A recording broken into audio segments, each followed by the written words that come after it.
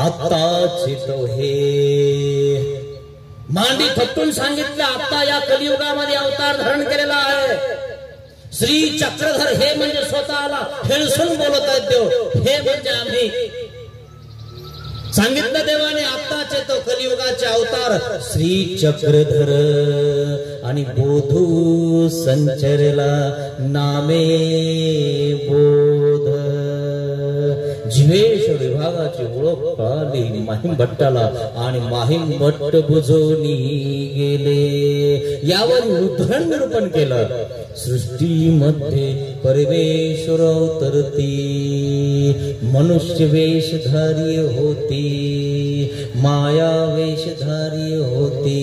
मायापुरम निर्मितम मायापुरम नखचर. बास सर्वज्ञ श्री चक्रधर स्वामींनी त्या ठिकाणी उद्धरण निरूपण केलं.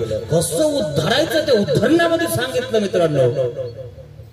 ज्याचे वर्धव विचार आहेत त्याचाच उद्धार होतो, ज्याचे आधो विचार आहेत तो कसा उद्धरण मित्रांनो. त्याला वरचं बघायचं नाही, तो उद्धरण तरी कसा शक्यच नाही ना मित्रांनो. उद्धरण ऐका तुम्ही. उद्धरण ऐकल्यानंतर तुम्हाला कळलं की उद्धरणामध्ये काय सांगितलेलं आहे. तुमच्या डोळ्यावर पडदा चढलेला आहे. अज्ञानाचा आंधळेपणा तुमच्यावर आहे आणि तो आंधळेपणामुळे त्या ठिकाणी तुम्ही मागे आहात आणि त्या आंधळेपणामुळे तुम्हाला सुधरत नाही. आणि म्हणून यावरी सर्वज्ञ श्री चक्रधर स्वामींनी दृष्टांत निरूपण केला. हस्तीचा गावा हाती आला. तो दृष्टांत कसा आहे म्हणाले. अनंत शक्ती परमेश्वर सकळाशी ही विषय व्यवस्था करीती. सगळ्यांची विषय व्यवस्था परमेश्वर करतात. सगळ्यांचं जपून त्या ठिकाणी सगळ्यांना सगळं देतात आणि मग त्याची ती त्या ठिकाणी व्यवस्था करत आहेत. तो दृष्टांत कसा आहे. गावा हाती आला, गावात हाती आला, गावात चर्चा झाली. म्हणे पारावर हत्ती आला, हत्ती क्वचित दिसतो म्हणून लेकर बाळ मुलं मुली बघायला चालले. म्हणे कुठं पळायला लागले. म्हणे आपल्या पारावर गावात हत्ती आला. मग गावात काही आंधळे होते ते पण पळायला लागले. आता त्यांना कसं पळता येईल. पण आंधळे खुळे लंगडे हे विलय कलाकार. काही कला असले नाटक असलं की तेही पळायला लागतात. दिसत नाही तरी ऐकायला लागतात. ऐसे हे आंधळे. तुम्ही बघा लंगडे खुळे आंधळे ज्यांना काहीच कळत नाही ते सगळ्यात पुढे. तुम्ही निष्ठ बघा. आता बघा तुम्ही शाणे मागून आंधळे पुढे असा प्रकार आहे. मग तेथ जातंद्य हस्ती पाहो गेले. तेथ जातंद्य हस्ती पाहो गेले.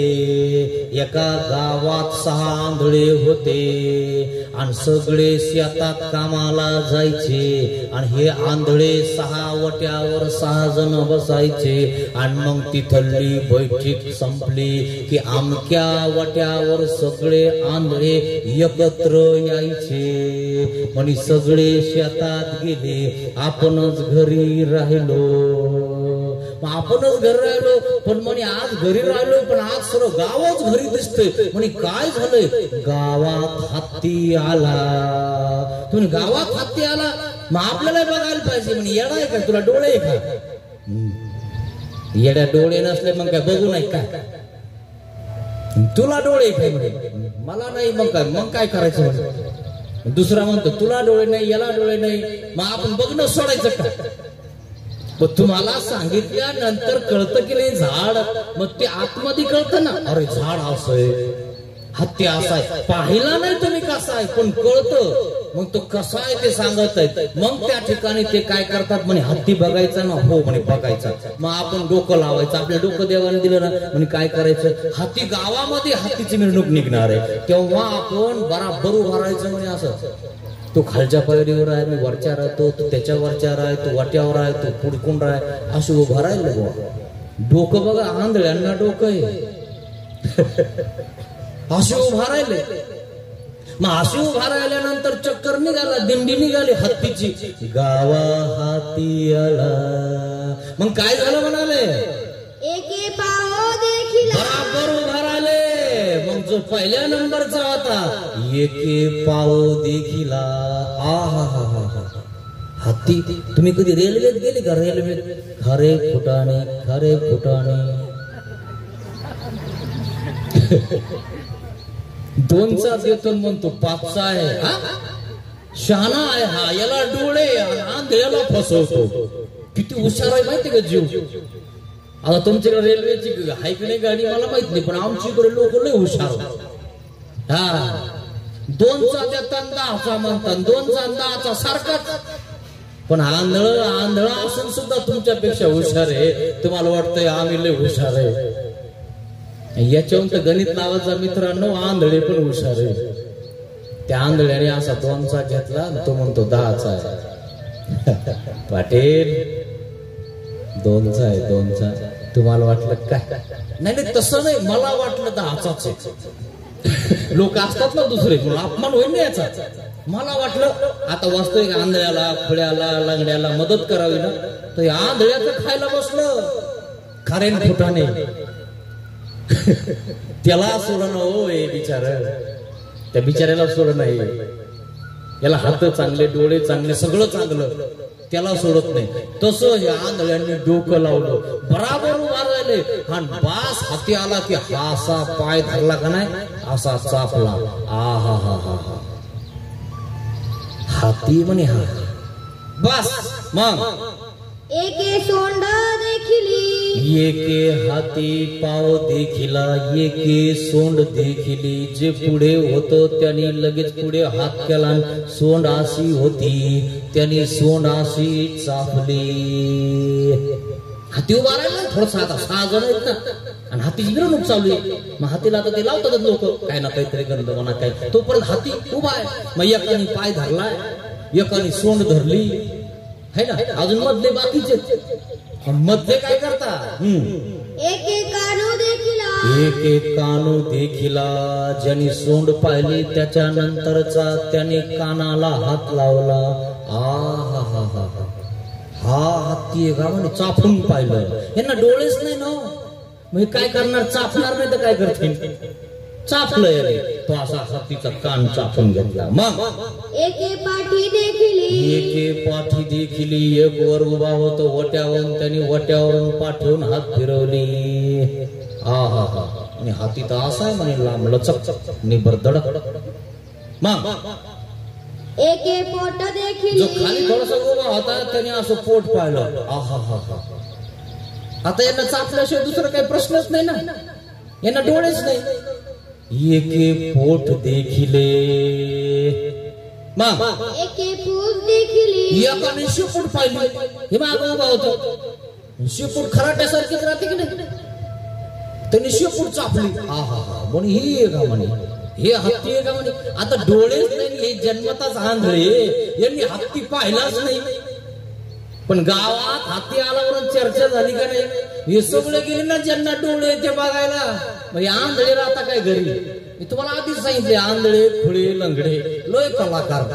तुमच्या इथे एखादा कार्यक्रम ठेवा अजून गावामध्ये किंवा मग लग्नामध्ये, बघा तुम्ही आंधळे कुठं कुठं चढता. नवरीच्या आधीवर खरे खरं. आणि मग ते म्हणतात हे साले कसे वर चढले रे, आधी खाली व्हा म्हणतात ना. तुम्ही झाला झाला आलो ना, इतके कलाकार असतात. एके पोट देखिले, एके शेपूट देखिले. मग एकमेका संवादती. मग एकमेका संवादती. आता यांनी हत्ती बघितला, 6 जणांनी हत्ती बघितला आणि हत्ती पुढे निघून गेला. आणि पुढे त्याची दिंडी चालू झाली. हे 6 जण त्याच वट्यावर बसले, एकमेकाला बोलायला लागले. म्हणे काय रे भाऊ, तू हत्ती पाहिला का. म्हणे सगळ्यात आधी तर मी पाहिला. मग कोण काय म्हणत जेने हा अरे तू हस्ती देखिला अरे तुला हस्ती देखिला पाहिला असता म्हणे तू हत्ती. आता यांना डोळेच नाही, यांना दिसन का? यांना दिसतच नाही पण आंधळे असून चर्चा करता. कमाल आहे ना. आणि आंधळेच आंधळ्याची टीम आहे ना. म्हणून जो जसा आहे तसा त्याचा मित्र आहे. मी तुम्हाला सांगितलं साजत्या वेध. कधी कधी दोघं आंधळे असले की दोघांचं लग्न होऊन जात. म्हणजे ती आंधळ तर म्हणे आमची आंधळीचे. खरे ना. असं तुम्ही बरेच जोड्या बघितल्या असतील. जशाच तसं आहे, जशाच तसे कर्म आहे. मग तसा प्रकार झाला. या आंधळे तेव्हा तेव्हा बसले नाही, एकमेकाविरोधी एकमेकामध्ये चर्चा करायला लागले. काय म्हणतात? पाहो देखिला तो म्हणे हस्ती खांबा सारिखा. पाहो देखिला तो म्हणे हस्ती खांबा सारिखा. ज्याने पाय पाहिला होता त्याने असं चाफलं होतं आणि हत्तीचा पाय जणू काही खांब्यासारखाच दिसतो की नाही. मग त्याला जसा दिसला त्याने तसा पाहिला. त्याने सांगितलं हत्ती खांबा सारिखा. दुसरा म्हणतोय चिपकर तुला काय कळतंय म्हणे हत्ती तसा नाही. मग कसा आहे तो सांग म्हणे. तू पाहिला का म्हणे तू सांग. मग तो सांगायला लागतो तो कसा आहे म्हणतो. सोंड देखिली तो म्हणे हस्ती मुसळा ज्याने सोंड देखिली तो म्हणे हस्ती मुसळा सारिखा. मुसळ कुटायचं अशी भली मोठी लांब लचक सोंड पाहिली तरी त्याला वाटलं मुसळच आहे. कसं आहे म्हणे हत्ती म्हणे मुसळा सारिखा. ते म्हणे मुसळासारखा कुठं असतो का रे म्हणे हत्ती. दुसरं आंधळ म्हणतो. सगळे आंधळेच पण एकमेकाला जे पाहिलं ते बाणायला लागले ना. याला 2चा लागला, याला 5चा लागला, याला 10चा लागला. ते म्हणेन ना ज्यांनी जे चापलं तेच कळलं ना त्याला. ज्यांनी जे पुस्तक चापलं तेच कळलं ना त्याला. ज्यांनी जो ग्रंथ चापला जो उलटला तीच कळण ना त्याला. ज्यांनी कधी गीता बघितलीच नाही त्याला काय कळण की कसा आहे हत्ती. कळण का? म्हणून तर सांगत आहेत आंधळे. मग कान देखिला तो म्हणे. आता ज्याने कान पाहिला होता तो म्हणे हत्ती सुफा सारिखा. अरे म्हणे सरक बाजूला. मुसळासारखा कुठं हत्ती असतो का रे. मग कशासारखा असतो रे म्हणे हत्ती तो सुफा सारिखा. कान भले मोठाले असताना निवड सुपासारखेच. खरे खोटे असताना सुपासारखेच. मग असे सुपासारखे कान याने बघितले चापून पाहिलं होतं. मग घरी कधी सुप चापला असं म्हणून त्याने अंदाजा लावला सुफा सारिखा. आपली आई ज्या वेळेस पाखडती ना म्हणे त्यावेळेस दाणे आत घेते कचरा बाहेर टाकते. गोंड बाहेर. मग पाठी देखिली तो म्हणे हस्ती भिंती सारिखा. ज्यांनी पाठ पाहिलेली आहे तो काय म्हणतोय तुम्हाला चौघांना काही कळत नाही म्हणे. तुम्ही पाहिलाच नाही हत्ती कसा आहे. मी पाहिला म्हणे सगळ्याच्या वर उभा होतो असं म्हणे. असा बराबर चापून घेतला म्हणे मी. मग कसा आहे म्हणे सांग. भिंती सारिखा. भिंती सारखा आहे म्हणे. तुम्ही काय म्हणे एकमेकाला बोलायला लागले. दुसरा काय म्हणतो पोट देखिली. ज्याने पोट देखिले तो म्हणे हस्ती कोथळ्या सारिखा. ज्याने पोट पाहिलं ना ते म्हणे काय बोलता राव तुम्ही. आता गप्पा तुम्ही वाटेवा हाणता का. हीच परी बा. तुला काय माहिती सरक तिकडे काही बोलत म्हणे. जाय घरी तोंड धुण्याआधी असं बोलायला लागतो लोक वाटेवा. आणि हे वाटेवाच बसेल. आणि एकमेकाचे मित्र असल्यानंतर ते काही कसे बोलायला लागतात. एकमेकाला भांडण लगे जस काय भांडायची तयारी. मग ते म्हणे असा नाही म्हणे हत्ती भिंतीसारखा कुठं हत्ती असतो का रे. मग कसं असतो तू सांग म्हणे. तुला पाहिला का म्हणे. मग पोत्यासारखा आहे म्हणे हत्ती. ते पोट पोत्यासारखंच आहे ना. पोतभर अन्न बसतं तिच्यात आहे ना. बघा तुम्ही हत्तीचे अवयव अंजाला त्यांनी बरोबर लावला की नाही. जितकं पाहिलं तितकं अंजादा बरोबर आहे की नाही. आंधळे सुद्धा बरोबर अंजादा लावतात पण ज्यांना डोळे ते अंजादा लावत नाही. हो काय करावं. तो गोंड भाई. मग पाठी देखली तो म्हणे हस्ती भिंती सारिखा. ज्यांनी पाठ पाहिलेली आहे तो काय म्हणतोय, तुम्हाला चौघांना काही कळत नाही म्हणे, तुम्ही पाहिलाच नाही हत्ती कसा आहे. मी पाहिला म्हणे, सगळ्याच्या वर उभा होतो असं म्हणे, असा बराबर चापून घेतला म्हणे मी. मग कसं आहे म्हणे सांग, भिंती सारिखा. भिंती सारखा आहे म्हणे. तुम्ही काय म्हणे एकमेकाला बोलायला लागले. दुसरा काय म्हणतो, पोट देखिले जने पोट देखिले तो म्हणे हस्ती कोथळ्या सारिखा. ज्याने पोट पाहिलं ना ते म्हणे काय बोलता राव तुम्ही, आता गप्पा तुम्ही वाटेवर हाणता का, हीच परी बा. तुला काय माहिती, सरक तिकडे, काही बोलत म्हणे, जाय घरी तोंड धुण्याआधी असं बोलायला लागतो लोक वाटेवर. आणि हे वाटेवरच बसेल आणि एकमेकाचे मित्र, आणि एकमेकाचे मित्र असल्यानंतर ते काही कसे बोलायला लागतात. एकमेकाला भांडण घ्या, जस काय भांडायची तयारी. मग ते म्हणे असा नाही म्हणे हत्ती भिंतीसारखा कुठं हत्ती असतो बरं. मग कसं असतं तू सांग म्हणे, तुला पाहिला का म्हणे. मग पोत्यासारखा आहे म्हणे हत्ती. ते पोट पोत्यासारखंच आहे ना, पोत बरं अन्न बसतं तिच्यात आहे ना. बघा तुम्ही हत्तीचे अवयव, अंजाला त्यांनी बरोबर लावला की नाही, जितकं पाहिलं तितकं अंजाला बरोबर आहे की नाही. आंधळे सुद्धा बरोबर अंजाला लावतात, पण ज्यांना डोळे ते अंजाला लावत नाही. हो काय करावं. सगळं झालं. मग एक जण काय म्हणतो, सगळ्यात माग होता, तुम्हाला काय कळतं म्हणे, मी पहिल्यापासून हत्ती पाहिला आणि शेवटपर्यंत मीच होतो म्हणे. मग पूस देखिली तो म्हणे हस्ती खराट्या सारिखा. पूस देखिली तो म्हणे हस्ती खराट्या सारिखा. खराट्यासारखा आहे म्हणे हत्ती. एकमेकावर धती, कोणी कोणाचं ऐकना बुवा. तो म्हणतो हा हत्ती, तो म्हणतो तो हत्ती, एक म्हणतो हा हत्ती, ते म्हणतो तो हत्ती. हत्तीवर हत्ती सांगायला लागले, एकमेकाचं एक ऐकना. ऐकतो का कोणी बघा ना तुम्ही, है ना. सगळेजण काय म्हणतात, आमचा हत्ती, आमचा देव, सगळ्यात मोठा देव. कोणी कोणाचं ऐकतं का, नाही ऐकत. तत्वज्ञान काय सांगतोय ते ऐका. यांनी जसे आंधळ्यांनी हत्ती बघितलाय ना, ते काय अवयवाचा अभ्यास नका करू. 18 पुराण, 6 शास्त्र, 4 वेद याचा अभ्यास करून ब्रह्मविद्या अभ्यासा.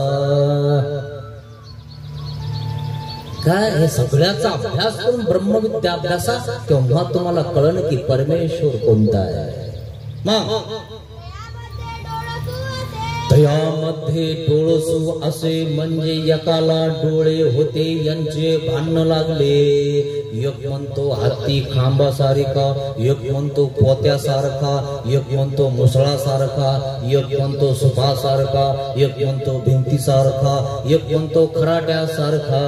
एकमेकाला उरोधती म्हणजे भायावर करतीन हाणायला येती. असाच हत्ती येईल त्याच्यात एक जण डोळ्यातला आला. ज्याला डोळे होते म्हणे काय चालू आहे तुमचं, म्हणे आमचा फक्त एवढाच संदेह आहे की हत्ती कसा आहे. आणि डोळ्यावाला तिथं बसला आणि यांचा ऐकून घेतला आंधळ्यांचं. सांग रे म्हणे भाऊ, तू कसा आहे, तू कसा आहे, तू कसा आहे, तू कसा आहे, तू कसा आहे. सगळ्यांचं ऐकलं. अरे म्हणे तुम्ही हत्ती बघितला, पण एक एक हत्तीचा अवयव बघितला. हत्तीचा अवयव बघितला तुम्ही येड्यांनो. हा सगळा मिळून हत्ती आहे. डोळसू बोले म्हणजे ज्ञानी सांगे. 81 कोटी 1.25 लाख 9 देवता है ना. ह्या देवता आणि अवघय सर्व काही मिळून तो परमेश्वर. तो परमेश्वर आहे. तो परमेश्वर यांना माहितीच नाहीये. यांनी एक एक अवयव बघितला. ज्या देवतेची ज्याला विद्या झाली तो पुरुष त्या देवतेचीच त्या ठिकाणी पूजा करतो, तिलाच परमेश्वर मानतो. बघा तुम्ही, वेगवेगळ्या देवतेची पूजा करतात काही लोक, करतात की नाही. कोणी कोण्या देवतेची तर कोणी कोण्या देवतेची, कोणी कोणाची तर कोणी कोणाची करतात की नाही. पण परमेश्वराची जो करणारा आहे, जो श्रीकृष्ण भगवंताची पूजा करणारा आहे, तो श्रीकृष्णाचीच भक्ती करतो. मग कशावरून कोण सांगितले म्हणाले ना अर्जुन देव. अर्जुन गेला इकडं तिकडं, एकदा का सांगितलं अनन्यास चिंतयन्तो मां ये जना पर्युपासते तेषामहं समुद्धर्ता मृत्यु संसार सागरात. अनन्यास चिंतयन्तो मां, हे कुंती पुत्र अर्जुना, जो अनन्य गतीने मला शरण येतो त्याला मी माझं पद देतो. पण आपण अनन्य गती सोडून देतो आणि दुसरीच गती धरायला लागतो, दुसऱ्या गतीनं पळायला लागतो. म्हणून आपण एक प्रकारचे आंधळेच आहोत.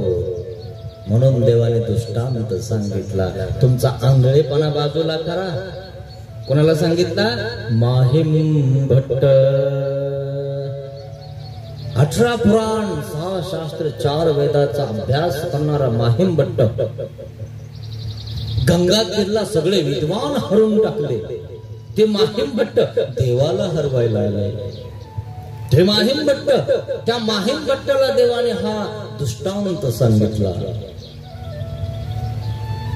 हत्तीचा दृष्टांत सांगितला. तुम्ही जे अभ्यास केलाय ना एका एका शास्त्राचा, तो एका एका देवतेचा अभ्यास आहे. 18 पुराण जे लिखाण केलेत ना, वेगवेगळ्या ऋषींना लिखाण केले. 6 शास्त्र जे लिखाण केलेत ना, वेगवेगळ्यांनी लिखाण केले. 4 वेद हे चैतन्य विद्यावंताने लिखाण केले. मित्रांनो, जो ज्याची भक्ती करतोय तो कशाची भक्ती करतोय हे सुद्धा काही लोकांना माहिती नाही. औंढा नागनाथ माहिती तुम्हाला? परभणी जिल्ह्यात. तिथे एक जणाने क्षेत्र संन्यास घेतला. मग क्षेत्र संन्यास घेतल्यानंतर त्याला माहिती पाहिजे नाही की हा देव कोणता आहे. जिथं तुम्ही संन्यास घेतला तिथली तुम्हाला माहिती असणं गरजेचे की नाही, किंवा काय आहे, कोणता देव आहे, या देवाने आपल्याला काय प्राप्त होऊ शकतं, आपल्याला मोक्ष होऊ शकतो की नाही, आपली चौकडी चुकू शकते का नाही, 84 लाख एवढी चुकू शकते का नाही, हे तुम्हाला माहिती असणं गरजेचं आहे. जर तुम्हाला त्याचं काहीच माहिती नाही आणि मग तो तुम्हाला नरकातनं काढेल की नाही, तुम्हाला त्याचा भरोसा कसा पडला, तुम्ही त्याच्यावर भरोसा टाकला कसा, तुम्ही त्याची भक्ती करता कशी? त्याची भक्ती करा, पूर्ण अभ्यास करा की हा आपल्याला सोडू शकतो काय. याच्या त्याच्या पाया पडण्यापेक्षा तुम्ही कलेक्टरकडे जाऊन सगळं सरळ सरळ सोडून घ्या ना स्वतःला. त्याला विनंती का करत नाही? गावातच 2-4 जणांच्या पाया पडायचं, मग त्याच्या पडायचं, मग याच्या पडायचं. तुम्ही जर कलेक्टरचं लेटर आणलं तर कोणाचं काही चालतं का? चालतं जिल्ह्यामध्ये कोणाचं काही? त्याची बाउंड्री असते. अमरावती जिल्ह्याची बाउंड्री आतमध्ये यायचं नाही का, आहे ना सर? मग त्याचं लेटर घेऊन तुम्ही गेल्यावर तुम्हाला कोण अडवत आहे? इथं दृष्टफळ उदाहरण झालं मित्रांनो. म्हणून अदृष्टफळ पण तसंच आहे. त्या परमेश्वराची भक्ती करा. माहिम भट्टाला देव सांगत आहेत, माहिम भट्ट भुजोनी गेले. माहिम भट्टाने हात जोडले. बोध झाला माहिम भट्टाला, कळालं ह्या देवाने मला जे ज्ञान सांगितलं ना, 6, 4, 18 अनेक 14, 64 काय इतकं सगळं बाळ घेऊन सुद्धा मला हे नाही कळालं. आणि आज या परमेश्वराने मला सरळ सरळ देव सांगितलं. आणि म्हणून देव सांगत आहे, परमेश्वरे परमेश्वरू जाणीजे, परमेश्वरे परमेश्वरू पाविजे. परमेश्वराच्या कृपेने तुम्हाला परमेश्वर कळतो मित्रांनो. परमेश्वराची कृपा झाली माहिम भट्टाव. गणपत आपण त्या ठिकाणी सांगितलं म्हणजे तुम्ही चर्चा करा. आणि त्या ठिकाणी वेद निर्माण झाला माहिम भट्टाला. देवाजवळ आले की नाही डोमेग्रामला, आणि देवासोबत चर्चा करायला लागले. देवाने चर्चामध्ये हरवलं की नाही? बोध नामे बोध भक्तीचा दृष्टांत निरूपण केला. नम्र झाला. महाराज चुकलं माझं, मी तुम्हाला हरवायला आलो होतो, मीच हरून गेलो. अनंत शक्ती परमेश्वर सकळासी विषय व्यवस्था करीते. देवाने ज्याच्या त्याच्या पुरती थोडी थोडी सगळी शक्ती दिलेली आहे, पण देवाची शक्ती मात्र कोणाकडेच नाही. बरं, कृपा शक्ती कोणाकडेच नाहीये. कृपा हा कोणाकडेच नाहीये. कृपा तो परमेश्वरच करू शकतो, निर्दयी देवता नाही करू शकत. देवतेला कधी वाटतं का तुम्ही इथं पडले, तुम्ही तरफडायला लागले? देव तुम्हाला दुःखातून वेगळं करतो. कशामुळे करतो? कृपा गुणामुळे करतो. माहीम भट्ट नम्र झाले आणि पिंपळे बामण भट्ट म्हणतात, माहीम भट्ट चला, गणपत आपयो आल्या असतील देवगावरून, आपल्याला जायचंय. माहीम भट्ट एक नाही दोन नाही, स्तब्ध झाले, बसले समोर, देवाकडेच बघत आहेत. पिंपळे वामन भट्टाने पुन्हा विचारलं, माहीम भट्टो चला ना, आपल्याला जायचंय. उठाव वाटत ना माहीम भट्टाला देवाच्या समोर. जे सत्य असताना त्याच्या पुढे बसावंच वाटतं माणसाला. सत्यम शिवम सुंदरम, ते सुंदर आहे, सत्य आहे. माहीम भट्ट बस देव म्हणले, त्यांना यायचं तर येतील, राहायचं तर राहतील. जीव कसा आहे? जीव स्वतंत्र. जीव स्वतंत्र आहे मित्रांनो. तुम्हाला यायचं येऊ शकता, जायचं जाऊ शकता, है ना. पण देवाचं सांगणं काम आहे. आधी दैव मध्य पुरुष. देव देवाचा कड करतो, तुम्हाला सांगतो, पण तुम्हाला यायचंय का नाही, करायचंय का नाही, हा तुमचा कड झाला मित्रांनो. आणि म्हणून परमेश्वर काय करतात? अर्था ते परमेश्वर वाडो वाडी घेऊशती. अर्थवंताला परमेश्वर वाड्यामध्ये जाऊन भिक्षा मागतात. आहे का कोणी आमचा अर्थ? वाडा म्हणजे 4-5 घरं असे असतात आणि परमेश्वर त्याच घरी जातात ज्या घरी अधिकारी जीव आहे, त्याच खातात ज्याचं प्रार्थना आहे. कोणाचंही अन्न नाही जात, त्यांनी जोडच नाही तर काय खाईल तो, काय देईल तो. तिथे जाऊन भिक्षा मागतात, त्याचं खातात आणि त्याला बोध देतात. भंडारे करायला नाही केलं तसं, दिला नाही बोध, नामे बोध. पिंपळे बामण भट्ट निघून गेले. माहीम भट्ट स्तब्ध झाले. बाई आली, बाबा भोजन करा. हो, वाडा. माहीम भट्टही जेवतील आमच्या सोबत. माहीम भट्ट आता बसली जेवायला.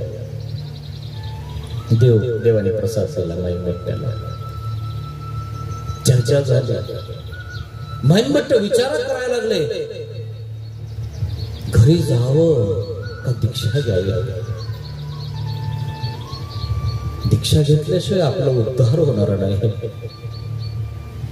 बोध झालाय त्यांना, आता कळायला लागलं त्यांना, हे नश्वर आहे, हे नाशणाऱ्या वस्तू आहेत. आपल्याला नित्य वस्तू प्राप्त करायची, मोक्ष प्राप्त करायचा आहे, कैवल्य प्राप्त करायचं आहे.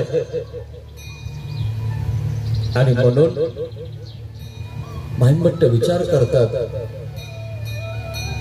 महाराज येतो मी. गेले, निघाले, घरी चालले. पण घरी जाऊ का देवाकडे जाऊ? देव करू का प्रपंच करू, संसार करू? सांगा ना देवा मी काय करू? पोट भरू का देव करू? सांगा ना देवा मी काय करू? पोटासाठी तर मला शेती करावं लागेल, काम करावं लागेल, पण देवासाठी काहीच करायची गरज नाही. देव देव केला ना की जे करतात ना कर्म ते तुम्हाला आनंद देतात. आणि विचार करायला लागले, सांगा ना देवा मी काय करू? घरी चाललेलं आहे, विचार केला नाही आपण काय करू, 1 वर्षामध्ये दीक्षा घेऊन टाकू.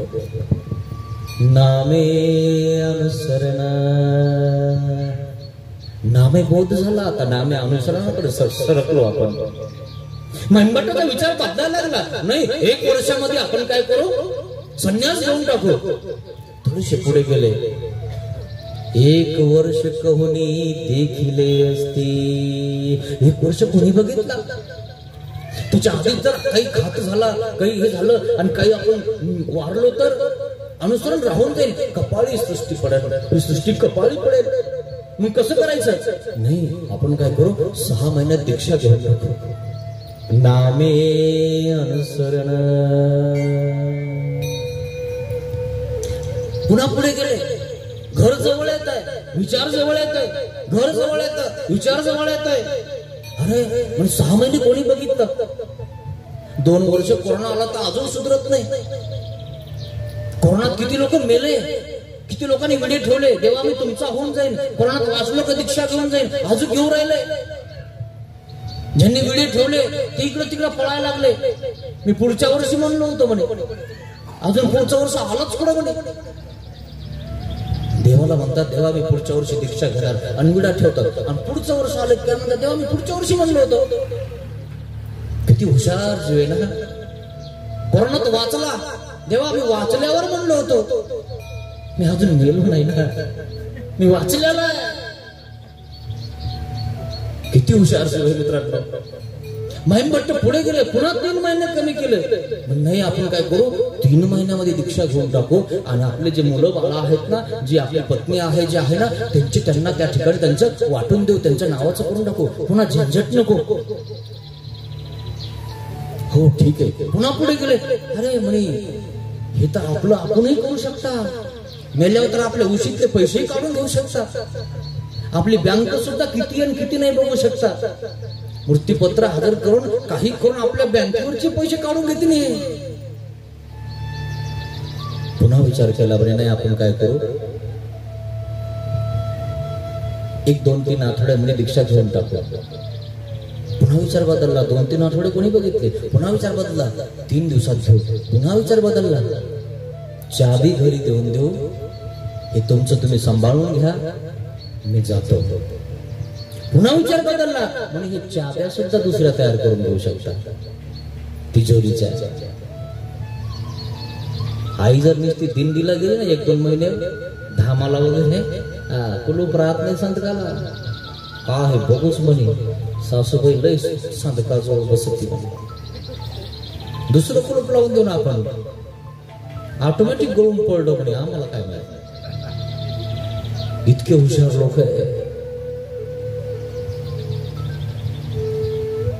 महिमभट्ट म्हणतात, बस चाब्या हातामध्ये देऊ आणि आपण निघून येऊ, दीक्षा घेऊन टाकू. चाब्या देत असताना, घरी जात असताना सापे खादला. सापाने जर दंश केला मला तर ठीक आहे, साप कुठे निघणार आहे, कुठे येणार आहे, कुठे दसणार आहे. आणि जर मी चौकटीवर गेलो, चौकट चोपडी असतील, चौकटीवर जर पडलो मेलो तर, साप चावला तर, अटॅक आला तर, कोरोनात मेलो तर, जर तर. महिमभट्ट म्हणले, जे होईल ते होईल, मी घरी जाणार नाही. मग देवाकडे दीक्षा घेऊन टाकू. पण देवाच्या जवळ त्यांचं गाव. मग देवाकडे आल्यावर दीक्षा घेतल्यावर घरचे त्या ठिकाणी देवाकडे येऊन देवाला त्रास देतील. आमच्या जावायला तुम्ही काय खाऊ घातलं आणि तुम्ही आमच्या जावायला कशी दीक्षा देता, बघा बघा तुमच्याकडं आहे ना सर. हा नुसतं नाटक करा तुम्ही, नाटक. हा लोक काय म्हणतात, हा लय पोथी आहे किती का तू आहे ना, पोथीला जाणंच बंद खरंय ना. असं अवघड आहे मित्रांनो. मग महिमभट्टाने विचार काय केला, म्हणजे इथं दीक्षा घेणंच नको, जवळची जवळ, उगाच भांडणं होऊन जातील, देवाला त्रास होईल आपल्यामुळे. मग माहीम भट्टाला काय सांगितलेले देवाने? जैसे श्री गोविंद प्रभू महाराज, श्री गोविंद प्रभू महाराजांचा अवतार सांगितलेला आहे. आणि त्यांचा तो अवतार सांगितल्यामुळं काय झालेला आहे? ते त्या दिशेने निघत आहे. श्री गोविंद प्रभू महाराजांच्या रुद्रपूरच्या दिशेने निघत आहे. त्या दिशेने निघत आहे. श्री गोविंद प्रभू महाराजांच्या रुद्रपूरच्या दिशेने निघत आहे. धन्यवाद.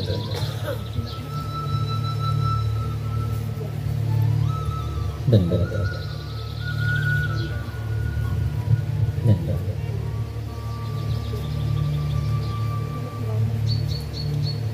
श्री गोविंद प्रभू महाराज रुद्रपूरच्या दिशेने त्या ठिकाणी. धन्यवाद.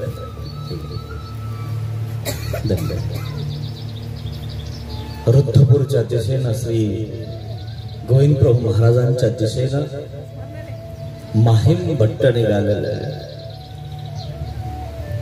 देवाने श्री गोविंद प्रभू महाराजांचा अवतार सांगितलेला आहे आणि मला दीक्षा घ्यायची आहे. आणि दीक्षा घेतल्याशिवाय देवाचा मी होऊ शकत नाही. धन्यवाद. माहीम भट्ट निघाले. गेले नदीच्या काठावर बसले,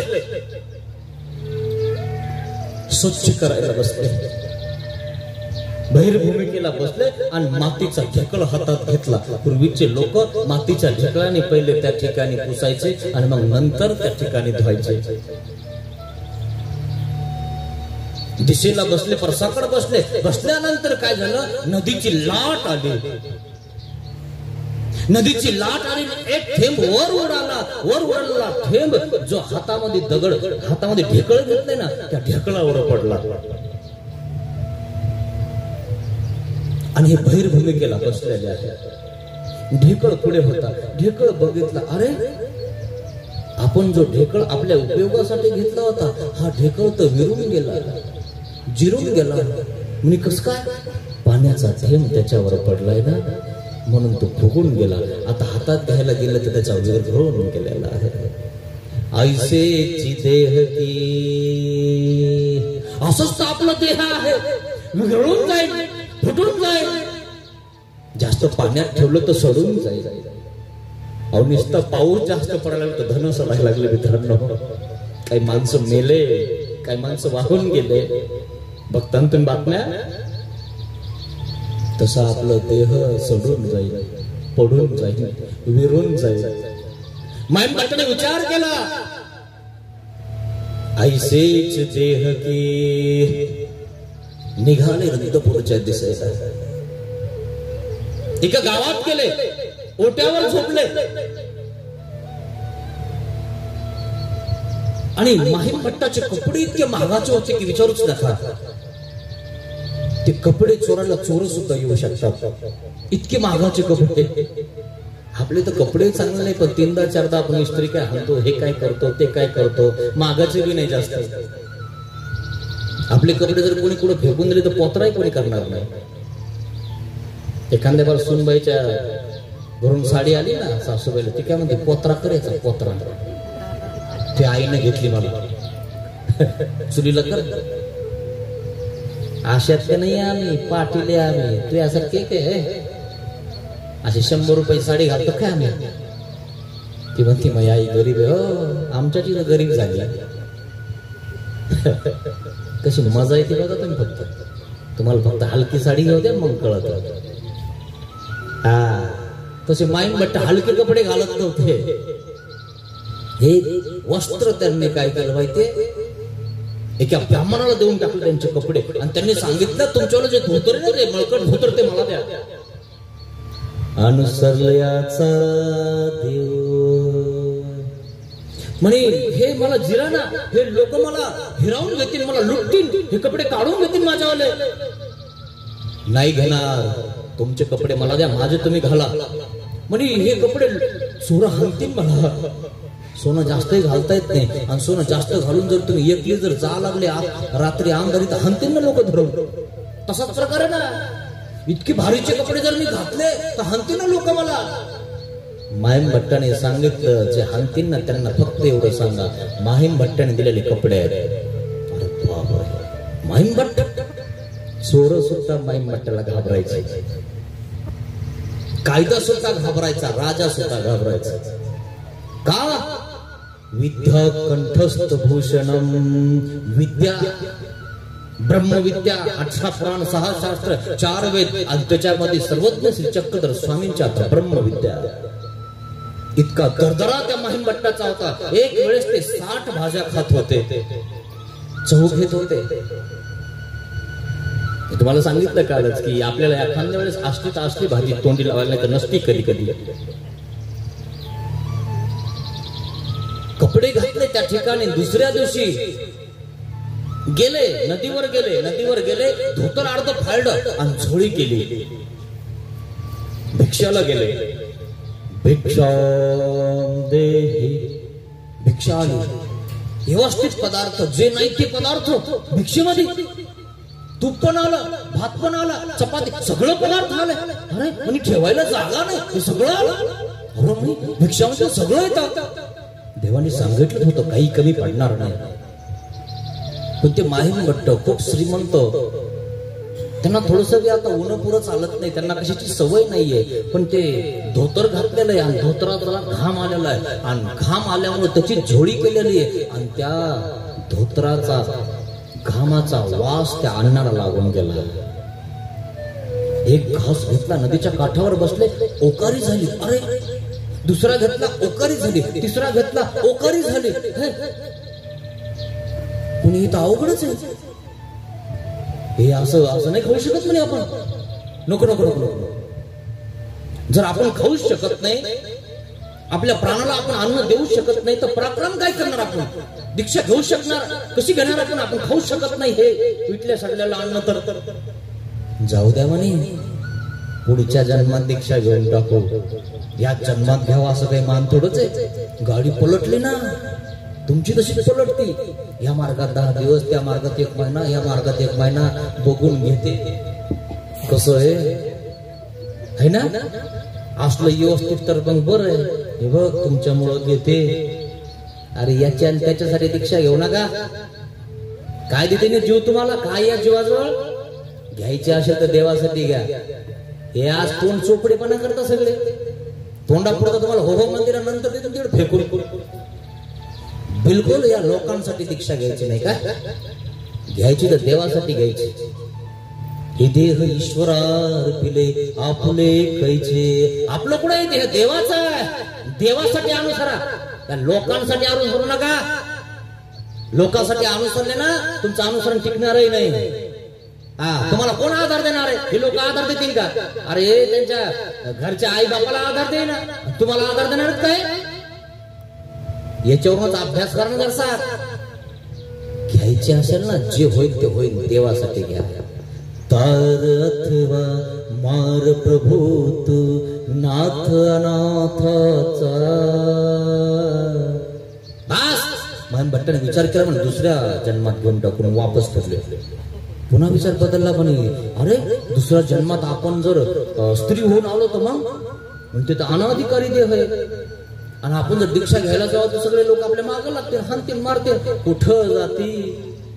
आणि एक तर लग्न झाल्यावर तर प्रश्नच नाही. मग नवरा वेगळाच, भाऊजी वेगळा, सगळे किती आले म्हणजे नातीन गोतीन. कुठं नाही जाऊ शकत. कुठ्याला बांधलेले होतो आपण. हो पण दुसरा जन्म आपल्या स्त्रीचा किंवा पुरुषाचा होईनच. हे कशावरून? आपल्याला गायचं झाला, बैलाचा झाला, गध्याचा झाला तर काय करणार आपण? नाही, याच जन्मात खरं आहे. या जन्मात दीक्षा घ्यावं लागणार आहे. नाही तर पुन्हा असा अवतार भेटणार नाही, पुन्हा ज्ञान भेटणार नाही. आणि इतकं ज्ञान देह मला भेटणार नाही, इतकं चांगलं आयुष्य भेटणार नाही. आता सध्या मला नरदेह आहे, मला पुरुष जन्म भेटलेला आहे. नाही, पुन्हा विचार बदलला, पुन्हा पलटी हाणली. माणूस पलटी सांगतो मित्रांनो. आम्ही शाळेमध्ये होतो ना, इकडा थुका इकड्या बोटा, दोन्ही बोटावर थुका लावत होतो आणि दुसऱ्याला दाखवत होतो, बघा ना म्हणे मी कसं बोट इकडे करतो. खरं की नाही? असाच प्रकार मित्रांनो. तसे देवाला फिरवता म्हणे. दुसऱ्यावर म्हणलो म्हणे महाराज मी. नाही तर मग नातीचं झाल्यावर नातीचं होतच नाही, नाताचं होतच नाही आणि तिच्या देवाला आड घालतो.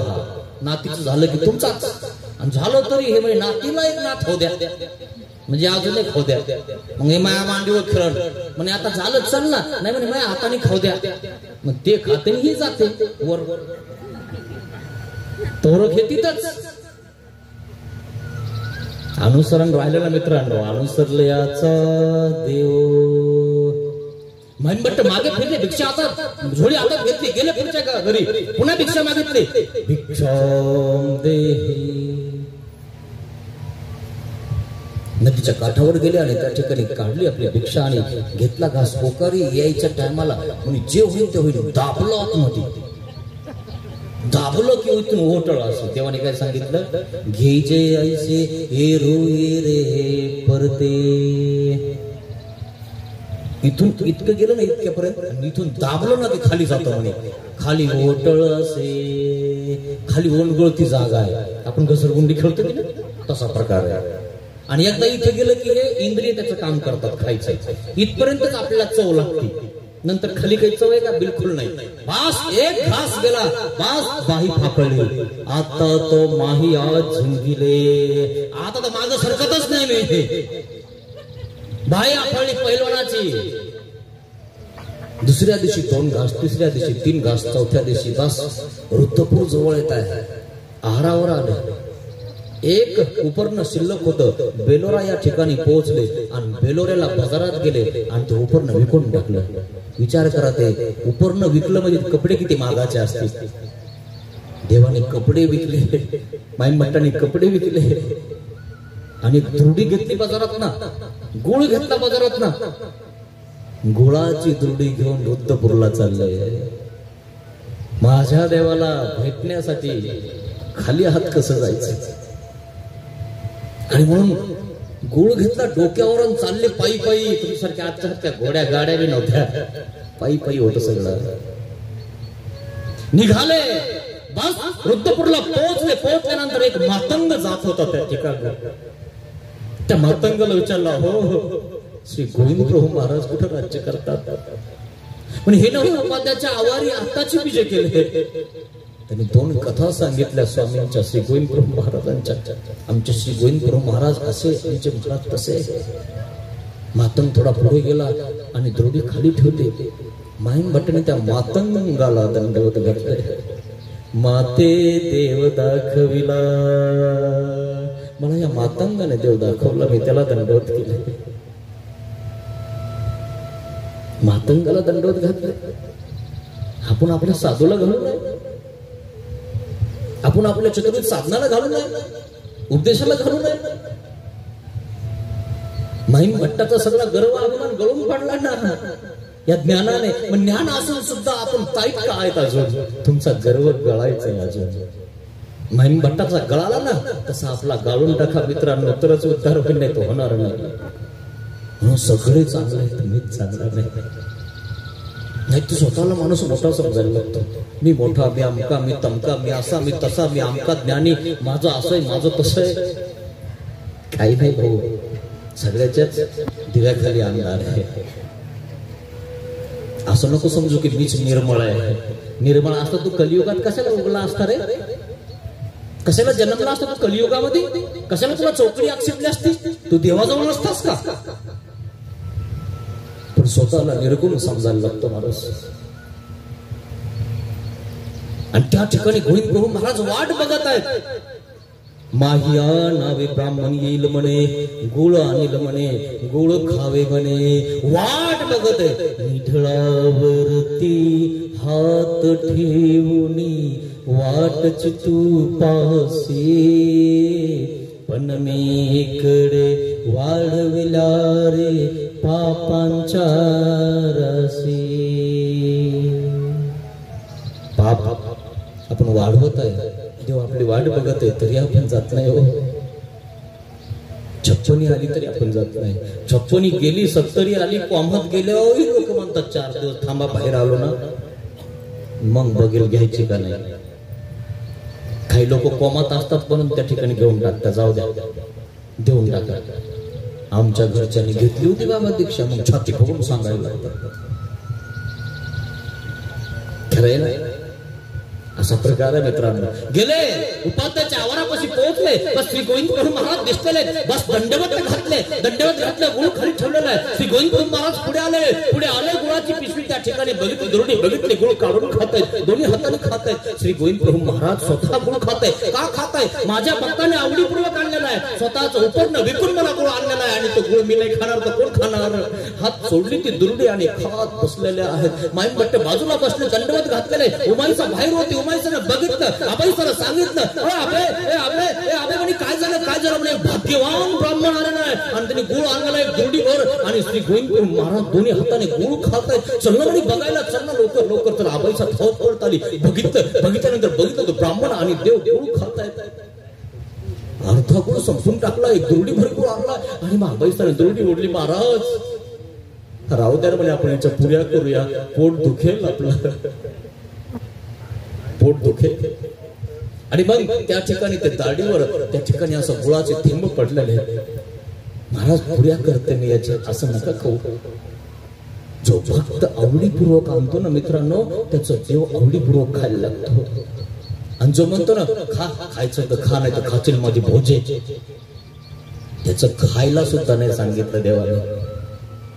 ज्याला आवड आहे, भाव आहे, प्रीती आहे, त्याचं खायला सांगितलं. आणि मग महिम भट्टाने डोक्यावर आणलेला गोळ नाही खायचा. ही कलियुगातली ही कथा आहे, आणि द्वापरातली सुदामाची कथा आहे. इथं कसा मेळ बसतो बघा. तिथं सुद्धा श्रीकृष्ण महाराज कशा आवडीपूर्वक ते तांदूळ खातात, बुरशील पोहे खातात.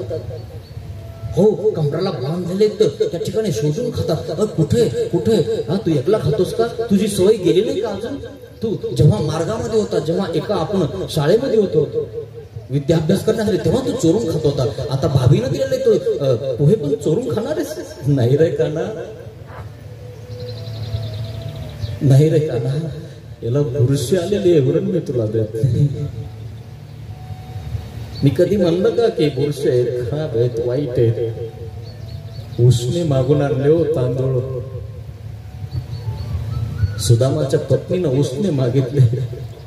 घरी काही नव्हतं, लोक उष्ण सुद्धा देत नव्हते. 4-5 घरं फिरावं लागलं. मग बुरशेल पोहे दिले, एरवी फेकून द्यायचे म्हणून त्याच्या वटीत टाकले 3 मोठ पोहे. आणि सुदामाला वाटलं हा सोन्याच्या ताटात खातो, याला कसं देऊ? हे आपलं खाईल का? त्याचा वास होतो आणि हा खाईल. सुदामाला वाटलं एवढ्या मोठ्या द्वारकाधीश श्रीकृष्ण महाराजाला मी काय देत आहे, आणि म्हणून तो देत नव्हता. श्रीकृष्ण महाराजांनी हिसकावून खाल्ले. आवडीपूर्वक दिलं तुम्ही, काही खायला तयार आहे. पुत्रम पुष्पम फलम तोयम. अशा प्रकारे महिम भट्ट रुद्रपूरला पोहोचल्यानंतर श्री गोविंद प्रभू महाराजांची दीक्षा घेतली. आणि दीक्षा घेतल्या अभयसाकडे गेले. अभयसाला सांगितलं मी मार्गात राहणार आहे, देवाचा अभ्यास करणार आहे, मला काही व्यापार सांगा. पण इथे व्यापारच नाही, काही कामच नाही, काही काहीच काम नाही. म्हणे हो काहीच नाही, मी स्वयंपाक करते, महादाईचा हे झाडते, उमाईचा ते करते. म्हणे चुलीला कोण पोतरा घेते, चुलीतली कोण राख काढत? हा ते कोणीच करत नाही रे, मी करत जाईल. चुलीतली राख काढली माई मोठाने, चुलीला पोतरा घेतला. हे तर बायाचे काम आहे.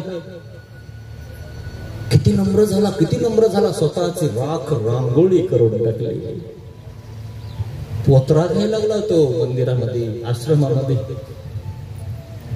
हे महिम भट्ट अनुसरलयाचा देव नामे अनुसरण.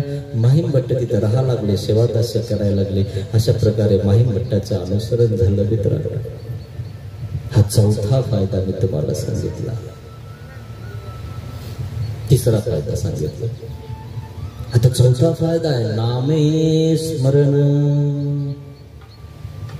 ते आपण संध्याकाळी करूया. खूप सुंदर शास्त्र आहे मित्रांनो. याच्यामध्ये फक्त तुम्ही एकत्रित या, त्याच्यामध्ये मन लावा, देव दिसायला लागेल तुमच्या अंतकरणात. अक्षरशः सांगतो तुम्हाला, अनुभव शास्त्र आहे. माणूस याने अनुभव घेतला की माणूस महानुभव व्हायला मागे पुढे बघत नाही. माहितीये माय मोठं किती मोठे, किती श्रीमंत, किती विद्वान, दीक्षा नाही घेतली त्यांनी, राख नाही काढली त्यांनी, चोळीला पोत्रा नाही घेतला त्यांनी, किती नम्र, किती नम्र. अशा प्रकारे नामामुळे अनुसरण घडते. मित्रांनो हे ध्यानात घ्या. हे सत्र आपलं या ठिकाणी संपलेलं आहे. अशा प्रकारे नामाने अनुसरण घडते. ज्यांची पंगत आहे त्यांनी इकडे यायचं आहे. दंडवत